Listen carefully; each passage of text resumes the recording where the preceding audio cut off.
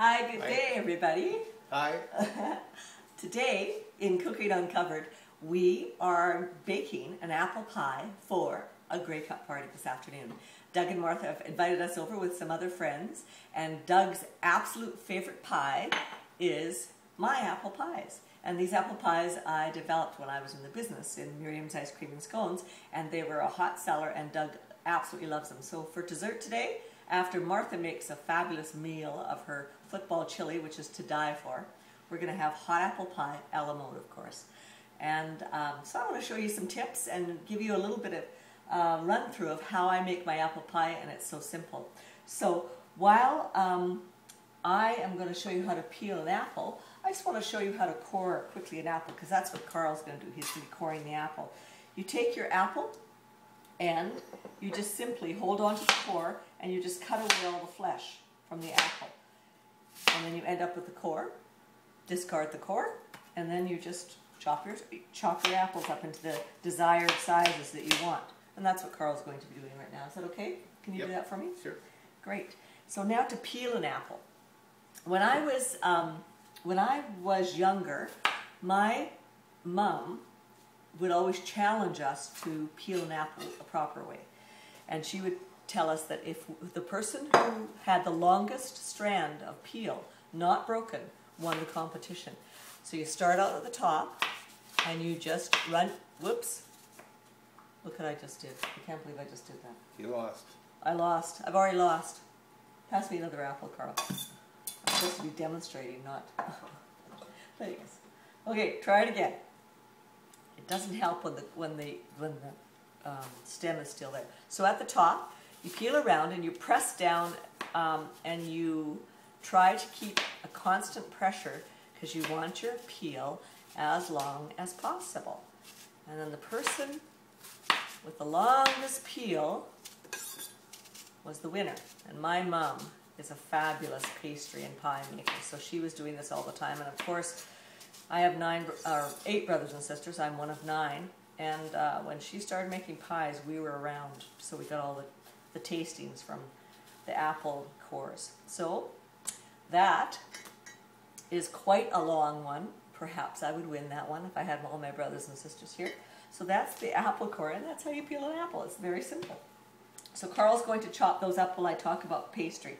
What I've done is last night I made my pastry ahead of time because it has to sit in the fridge. So that making pastry is part 1 of apple pies. This is part 2, which is the filling. So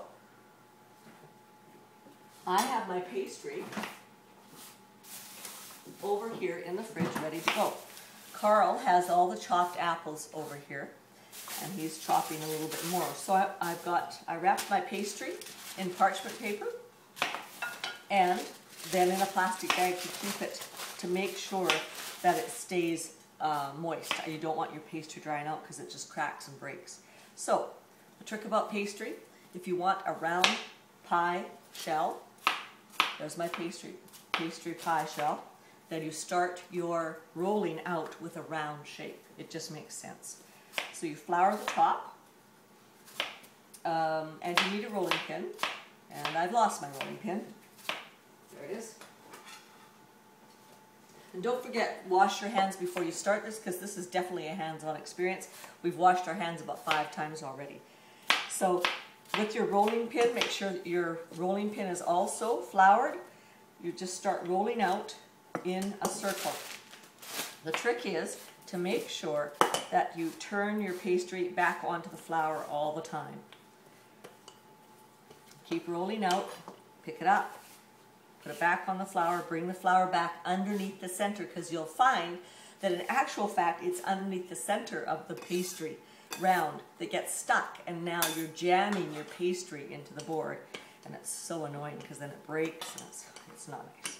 So here we go, rolling out, gently, bringing the flour back under, rolling it out, and now I'm going to take a check. You see now, I'm okay. I think this is going to be big enough.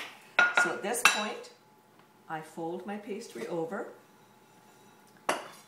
and gently pick it up and just put it into my pie plate. Can you see that? And I end up like this in my pie plate. that's okay, because now I'm going to form it to my pie plate. So, I'm just going to put this a little higher so you can actually see it. So, you see how I've got it now? It's all rough on the edges. Now, I'm just going to take my hands and gently turn my pie plate around and just get rid of all the little mistakes, little sins that don't need to be on the bottom. So I'm making sure it's all the same, making sure it's on the bottom, there's no slits in the bottom. Now with a sharp paring knife, I pick this up and I simply cut away all of the excess pastry that's hanging over the edge of your pie plate. Now at this point, you can also egg wash the rim now of the pie. Just the very rim of your pie shell, because that'll help bind the top pie shell to the bottom. Are we ready for the filling, Carl? We are.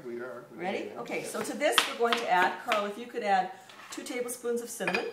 So here's our apples all ready to go, cut up in bite-sized pieces. So we're going to add 3/4 cup of brown sugar. We're going to add 1/4 cup of clear gel. Now, clear gel is a modified cornstarch that we use in fruit fillings to help make the fruit filling not watery and not thick, like if you were to add flour, but nice and runny and smooth. When you open the pie and the juices from the cinnamon and the nutmeg and the apple just flow out, that's what the clear gel does. It's spelled clear, C-L-E-A-R, and then J-E-L, clear gel. I'm going to add a pinch of nutmeg to this, simply a pinch, like 1/8 of a teaspoon. 2 tablespoons of vanilla. I think that's enough, Carl. Yeah, I think we're good. Yeah, I think we're good. 2 tablespoons of vanilla. And 1 tablespoon of a liqueur, an orange liqueur, Grand Marnier would do. It'll just bump up the flavors immensely. Can you stir that for me, Carl? And as usual, I've made a mess on my board, but that's okay. So pie shell is ready to go. You don't make any holes in the bottom of your pie shell. You don't do anything. Now my oven is at 400 degrees, and we're going to put the pie into the oven at a very hot temperature at 400, right? Yeah, how long? Sorry, yes. And then I'm going to reduce the heat down to 350. I'm going to put it in at 400, reduce the heat immediately to 350, and I'm going to bake it until the juices run out of the pie. That's about an hour and a half. Hour and a quarter to an hour and a half. Does that smell good? Smells good. And so we've got cinnamon, sugar, nutmeg, Grand Marnier, and the very last creme de la creme coup d'etat is a little bit of, like a half a teaspoon, of lemon zest, just to bring out all those wonderful flavors. Now, to that... It smells so good. Does it? Oh, Oh, good. And now 1/2 cup of water. Now that all the flavors are together, 1/2 cup of water, and that whole thing is going to go into the pie. Now that was 6 apples, was it? 6 apples. Yeah. 6 apples. And really, any kind of apple works, except for your green apples. Your baking apples, of course, are better. But if you don't have them, the other kinds still work. Okay, in they go, Carl. Put the whole thing in. Can I hold it for you? Sure. And then you can... And you don't want a flat apple pie because the apples are going to break down. So you want to end up with a mound of apples. Don't be afraid of ending up with a mound because we can push them down. Get all those flavors in there. Especially all the cinnamon, nutmeg, Grand Marnier, delish. There you go. Thank you. So to that, I'm going to push this down just a little bit so it doesn't break the pastry. That's perfect. Perfect. Wash my hands again for about the 10th time. Wash my hands again. We continually wash our hands here. Now I'm going to move this over, Carl. I'm going to move this whole thing over because I have to now make the pastry for the top as well. So I've got one more piece left, So this pastry recipe that I'll put on my website and on Facebook makes 2 large pies, basically. And again, this pastry, if you want it round, you start round. Don't forget that. Lots of flour, because the flour never stays with the pastry. We have our egg wash here ready to go, and our egg wash, Carl, what was in the egg wash? Why don't you tell them? 1/4 cup of milk and 1 egg. That's right, and you just beat it a little bit with a, what do you call those things? Whisk. A whisk? Yeah, you got to use a whisk or a fork, I guess. And then what we're doing is we're going to just put it on top of the pie. Now this tends to be breaking apart, and I don't know why it's breaking apart. It's not funny. Maybe it's because it's the last piece. Okay, so now I'm going to fold this over, and it's breaking, don't matter. Pick up the pastry. Oh, before I do that, I have to put in my vents. Put 3. It's almost like blessing the pie if you put your 3. Remember, always in 3s, 3s, 5s, 7s, not 2, 4, 6. I don't know why. My mom says that, and I believe my mom.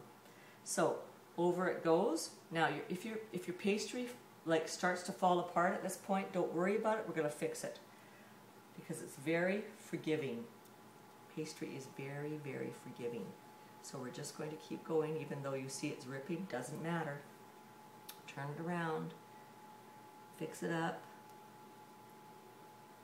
Still going to be beautiful. All right, so the leftover pastries, see this little bit of pastry left over here? But you can't see that. See that little bit of pastry left over here? I'm not going to cut it off this time. Can you hold that, Carl, so it doesn't fall off? I'm not going to cut it off. I'm just going to tuck it under because it does make for a great crust when I finger flute the whole thing. So I'm just going to tuck all this under.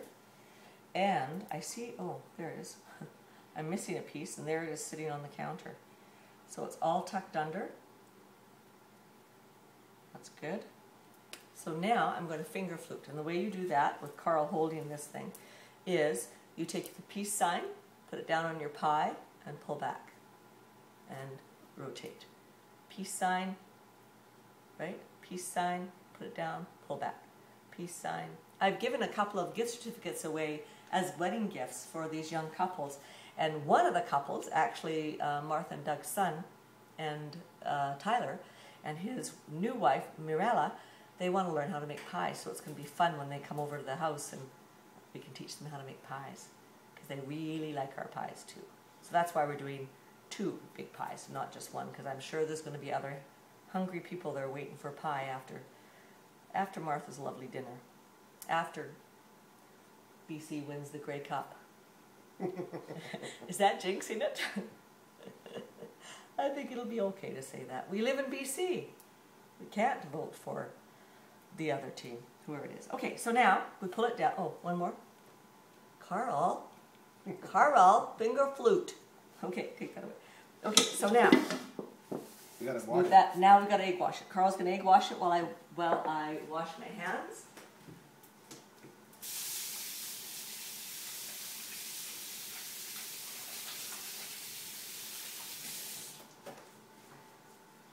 So after we finished and after the pies are baked, I will definitely post a picture of the beautiful cakes. Is that it? So and Don't go over it too many times though. No, because you'll make paste. You don't want to do that. So it's just one time and then sugar on the top, honey. Do we have that medium sugar or do we not? No, I don't think we do. I always forget what I have at school and what I have here. We have medium sugar at school. So just with the, here, just sprinkle it on top. Just sprinkle just to finish it off. Perfect. And I've got my vents in the top, so there it is. That's our Grey Cup apple pie for Doug. We're just going to head over this afternoon. So thanks for watching Cooking Uncovered. And remember the time-saving tip. Do your pastry. Make your pastry the day before. Keep it in the fridge because it really does keep very well in the fridge for 7 days, 8 days, 9 days, and it freezes very, very well. So thanks for watching Cooking Uncovered. Thanks, Carl. Okay. That was fun. Well, have a good Grey Cup. Happy Grey Cup. Bye.